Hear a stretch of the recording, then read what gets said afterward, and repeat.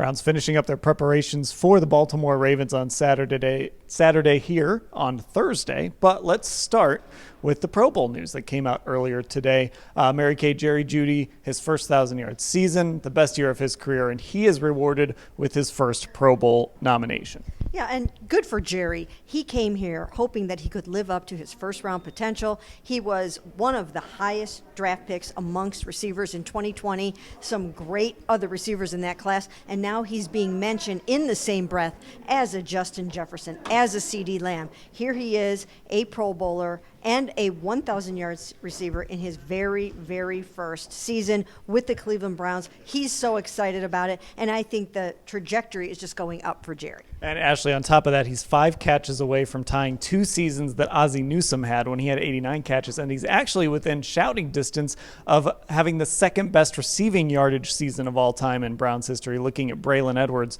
who is in that spot right now from 2007. So Jeudy's still a lot to accomplish here on Saturday. Yeah, even though the wins have been hard to come by for this football team this year, it's been a good personal season for Jerry Jeudy, and that is certainly something to build on. He talked a little bit about that today, that it gives him the faith that they can win next year, get back on the right track, that he's in a good spot personally, because he had some tough years in Denver, his first years in the league after they drafted him in the first round back in 2020. But it felt like, you look at the offseason moves the Browns made in 2024, he certainly was a hit. Now, some other news surrounding some other Browns Pro Bowlers, the 2 others that were voted to Pro Bowls. Let's start with Myles Garrett, Mary Kay. Kevin Stefanski used his last regular season press conference with us to go to bat for Myles Garrett and make the case that he should again win Defensive Player of the Year, and he doesn't understand how anyone could say that Myles is not the best defensive player in football right now. Yes, once again, the PR machine is in full force for Myles Garrett, but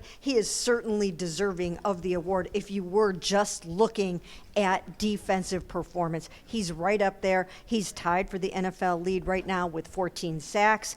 He leads the NFL with 21 tackles for a loss. He's tied for third with 28 quarterback hits.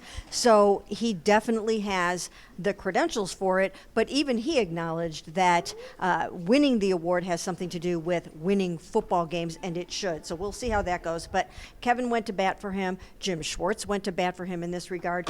And Myles also said he's the best defensive player in the NFL this year. Yeah, his comment, just check the tape, Ashley. And look, it's hard to argue with what we've seen from Myles Garrett. It is, and I mean, again, the whole point everyone keeps making is the double teams Myles gets, the chipping he gets, all the attention he gets, and he's just as, if not more, effective than he's been in years past. And with a chance to get the sack title still, that would be another big feather in his cap amidst a losing season for the team, but it's something he doesn't have, and we know how important that is to legacy, which has been a big word for him this year. Okay, another Pro Bowler that has some news, Denzel Ward. He has been ruled out of this game on Saturday, along with some other key players. Jordan Hicks is out, Jerome Ford, Pierre Strong, both out. David Njoku will miss this game. Of course, Ed Tillman went on IR earlier this week, so Mary Kay, it's not a skeleton crew for the Browns, but there are a lot of key players, including Denzel, who are ruled out of this game. Right. Well, I mean, you could even start with the quarterback position. Now they've got Bailey Zappi starting